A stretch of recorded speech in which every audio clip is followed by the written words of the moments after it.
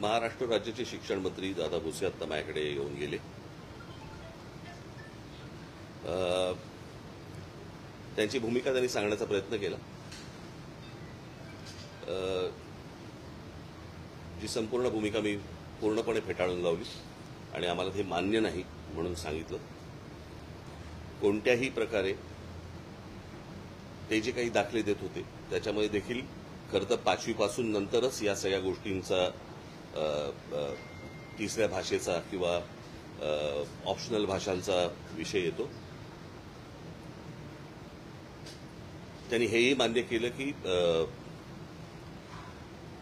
राष्ट्रीय शिक्षण धोरण जे आहे त्याच्यामध्ये देखील अशा प्रकारची कुठचीही गोष्ट समावेश केलेला नाहीये. त्यांनी ते राज्यांवरती टाकलेली गोष्ट आहे आणि राज्यांवरती टाकलं असताना हे का करतायत किंवा ह्यांना का करायचंय मी हे अजून अनाकलनीय आहे. मी हेही सांगितलं की म्हटलं ते काय ते तुमच्या उच्च शाळा द्या CBSE आणि वगैरे वगैरे या सगळ्या शाळा ज्या आता नव्याने आल्या या सगळ्या IAS अधिकाऱ्यांसाठी म्हणून काढल्या गेलेल्या शाळा होत्या. त्यांच्या मुलांसाठी की त्यांना जे देशभर इकडे तिकडे फिरावं लागतं त्याच्यासाठी म्हणून त्या शाळा काढल्या गेल्या होत्या. आता त्या गोष्टींचं त्या शाळांचं वर्चस्व ह्या राज्यांच्या शाळांवरती जास्ती करण्याचा प्रयत्न आहे आणि मला असं वाटतं की तोच एक केंद्रातला आणि या सगळ्या IAS अधिकाऱ्यांचा हा त्यांचा तो अजेंडा आहे. मी म्हटलं महाराष्ट्र हा का कशासाठी करायचा प्रयत्न करतोय जे बाकीची कुठचीही राज्य करायचा प्रयत्न देखील करत नाहीयेत. काही गोष्टींची उत्तर त्यांच्याकडे नव्हती आणि ते तेच गोष्टी बोलत होते. परंतु आम्ही त्या दिवशी मला असं वाटतं मी पत्रकार परिषदेमध्ये माझा संपूर्ण भूमिका मांडली. माझी तीच भूमिका आहे. या संपूर्ण गोष्टीला आमचा पूर्णपणे विरोध असेल आहे राहणार. हिंदी किंवा इतर कुठच्याही भाषेची सक्ती महाराष्ट्रामध्ये होऊ देणार नाही म्हणजे नाही. आणि या गोष्टींसाठी म्हणून मी सर्व पक्षांना आवाहन करतोय की येत्या 6 जुलैला गिरगाव चौपाटीवरून मोर्चा काढायचा निर्णय आम्ही घेतलेला आहे. त्या संपूर्ण मोर्चामध्ये कुठेही कोणताही झेंडा नसेल. तो संपूर्ण मोर्चा हा मराठी माणसाचा असेल.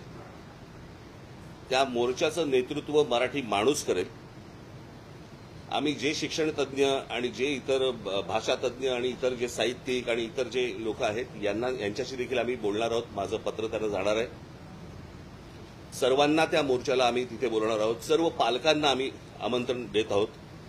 सर्व विद्यार्थ्यांना आम्ही आमंत्रण देत आहोत. सरकारला एकदा कळू देत की महाराष्ट्राच्या मनात काय आहे ते. आणि महाराष्ट्राने संपूर्ण ताकद मला असं वाटतं 6 जुलै रोजी सकाळी 10 वाजता गिरगाव चौपाटीवरनं हा मोर्चा निघेल. सरकारला ही गोष्ट कळली. रविवार एवढ्यासाठी निवडलाय कारण विद्यार्थ्यांना आणि पालकांना यायला जमेल म्हणून आणि त्याच्यासाठी म्हणून रविवार हा निवडलेला आहे. बाकीच्या राजकीय पक्षांशी देखील मी चर्चा करणार आहे. त्यांच्याशीही मी बोलणार आहे आणि सर्वांनी मला असं वाटतं महाराष्ट्रातल्या प्रत्येकाने याच्यामध्ये सामील व्हावं. कारण हा जो कट आहे ह्याला कटच म्हणेन मी. महाराष्ट्राचं मराठीपण हे घालवण्याचा जो कट आहे हा उद्ध्वस्त करण्यासाठी मला असं वाटतं तमाम सर्व मराठी बांधवांनी भगिनींनी मातांनी त्या विद्यार्थ्यांनी सर्वांनी त्या मोर्चामध्ये सहभागी व्हावं अशी माझी त्यांना सर्वांना विनंती आहे. इथे कोणताही झेंडा नसेल. फक्त मराठी हा एक अजेंडा असेल आणि त्या अजेंड्यासाठी म्हणून सर्वांनी महाराष्ट्रातल्या तमाम मराठी बांधवांनी या मोर्चामध्ये सामील व्हावं आणि सरकारला दाखवावं सांगावं. आज मोठे साहित्यिक आपले एलकुंचवार यांनी देखील विरोध दर्शवला. सर्वजण विरोध दर्शवत आहेत आणि अशा वेळेला मला हेही बघायचंय की कोण कोण त्या मोर्चामध्ये सामील होत आहेत. इतर राजकीय पक्षांच्या व्यतिरिक्त इतर कोण कोण सामील होत आहेत आणि कोण येणार नाहीत हेही मला बघायचंय. म्हणजे नुसते तोंड देखले बाकीचे नुसते बोलत असतात. मला असं वाटतं ही अत्यंत महत्वाची लढाई आहे. महाराष्ट्राच्या दृष्टिकोनातनं मराठी माणसाच्या दृष्टिकोनातनं ही खूप महत्वाची लढाई आहे आणि या लढाईमध्ये संपूर्ण महाराष्ट्राने उतरावं असं मी महाराष्ट्राला आवाहन करीन. 6 तारखेला सकाळी 10 वाजता गिरगाव चौपाटीवरून हा मोर्चा निघेल. बाकीच्या सगळ्या राजकीय पक्षांशी माझी चर्चा होईल.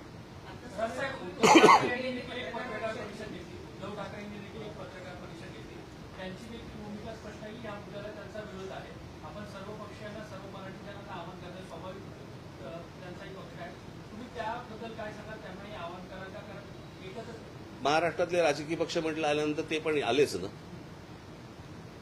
त्यांच्याशीही बोलणार, त्यांच्याही लोकांशी बोलणार, आमची माणसं त्यांच्याशी लोकांशी बोलणार.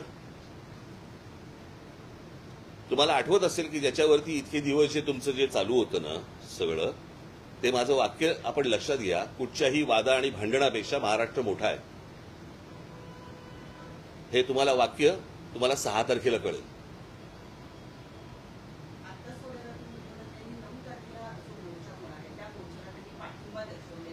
मला असं वाटतं आम्ही बोलू ना, त्या विषयावरती बोलू. रविवार एवढ्यासाठी आहे, सगळ्यांना येणं सोपं जातं आणि सरकारला महाराष्ट्राची ताकदही दिसायला सोपी जाते. मी सहज काही 6 तारीख अशीच काही गंमत म्हणून निवडली नाहीये. रविवार आहे, शाळा बंद असतात, विद्यार्थ्यांना यायला शक्य होतं, पालकांना यायला शक्य होतं, इतर सगळ्यांनाच येणं शक्य होतं आणि म्हणून तो रविवार निवडलेला आहे. मला असं वाटतं आपण तेच बोलतोय.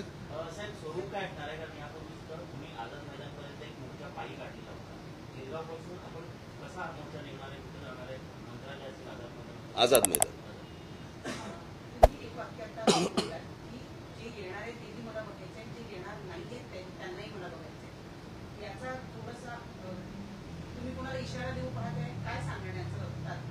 नाही, अनेक लोक ज्यावेळेला इतर तुमच्या माध्यमातून मराठी या विषयावरती बोलत असतात, कळलं का, पण ऐन मोक्याच्या वेळेला येत नाहीत, अशी लोक मला बघायची आहेत ना. मग त्याच्यामध्ये अनेक कलावंत पण असतील. कलावंतांचा मुद्दा आहे म्हणून माध्यमातून, सोशल माध्यमातून तो जनमानसामध्ये काही कलाकार व्यक्त होतात, काही साहित्यिक व्यक्त होतात, पण ज्या पद्धतीने महाराष्ट्रात या सगळ्या मुद्द्यावरती कलाकार साहित्यिक व्यक्त व्हायला होतील. मला असं वाटतं माझं बोलणं झाल्यावरती होतील.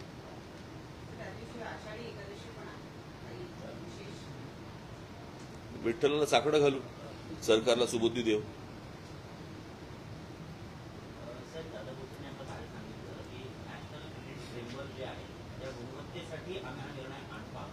त्याच्यावरती मी त्यांना सांगितलं की त्याच्यामध्ये स्विमिंग पण येतं, त्याच्यामध्ये सायकलिंग पण येतं, त्याच्यामध्ये इतर पण गोष्टी येतात. भाषा सोडून तुम्ही कुठची गोष्ट आणायचा प्रयत्न करा, आमचा पाठिंबा असेल. जर त्या वयामध्ये मुलं जर समजा स्विमिंग शिकली किंवा इतर ऍक्टिव्हिटीज जर समजा ते शिकले तर चांगली गोष्ट नाही का? भाषेचं बंधन का आणताय? ह्याच्या मागे लॉजिक काय आहे? समजा पहिलीच्या मुलांना जर समजा तुम्ही सामूहिकरित्या जर समजा स्विमिंग शिकवलं तर चांगली गोष्ट आहे ना. तुमच्या काय ते रेटिंग प्रमाणे तुम्हाला काय करायचंय ते इतर गोष्टी शिकवा. म्हणजे आता जे गोष्ट सांगताय ती त्यांच्या GR मध्ये आहे का? त्याच्यामध्ये फक्त भाषा आहे.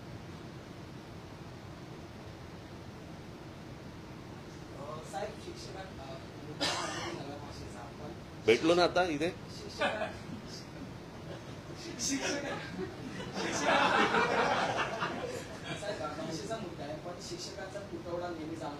ते पण त्यांना सांगितलं, ते पण त्यांना मी सांगितलं. आता सांगतायत ते की 10,000 शिक्षक आम्ही भरती करणार. पगार द्यायला पैसे आहेत का?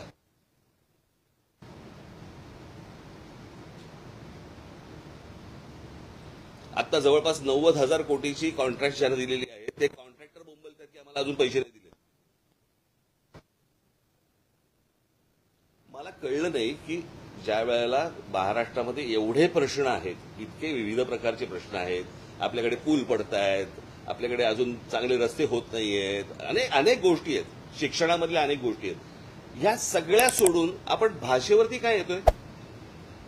मी मगाशी यांच्याशी बोलताना असं म्हटलं की कुठची तरी मोठी गोष्ट ही लपवण्यासाठी म्हणून दुसरीकडे लक्ष वेधण्याचा प्रयत्न होतोय की काय, असा संशय यावा अशी परिस्थिती आहे. मला काय राज्यामध्ये चालू आहे मला काही कल्पना नाही. मला हे माझ्याकडे आता इथे कागद आलाय.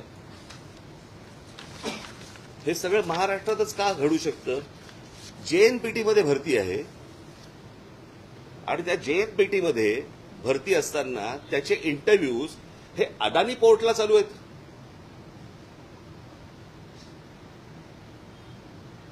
तर काय चालू आहे महाराष्ट्रामध्ये मला समजलं नाही. म्हणजे तुम्ही भाषेवरती सगळ्या गोष्टी आणताय, तुम्ही इकडच्या ज्या काही आस्थापना आहेत त्याच्यामध्ये तुम्ही त्या सगळ्या गोष्टी देण्याचा प्रयत्न करता, जमिनी जातायत, आमची भाषा घालवण्याचा प्रयत्न करताय काय काय